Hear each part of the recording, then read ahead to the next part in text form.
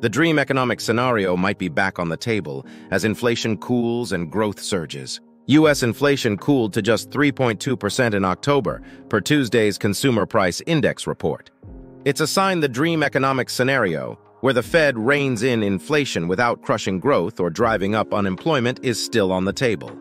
Stocks surged after the release of the Consumer Price Index report Tuesday, while benchmark 10-year Treasury yields pressed ahead with their retreat from 5% in a sign that the worst of last month's bond market meltdown could be over. Bank of America analysts said in a research note Tuesday that inflation cooling in October would end up being the straw that broke the hiking cycle's back, while PIMCO's chief economist Paul McCulley called the data a game changer.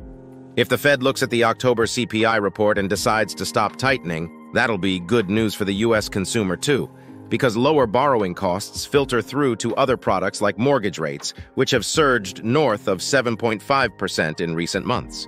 JP Morgan CEO Jamie Dimon said now was not the time for a Fed victory lap because rapid price rises may not go away that quickly, while billionaire Citadel founder Ken Griffin warned the central bank would lose credibility if it started slashing rates too soon. But for the optimist, inflation cooling is terrific news.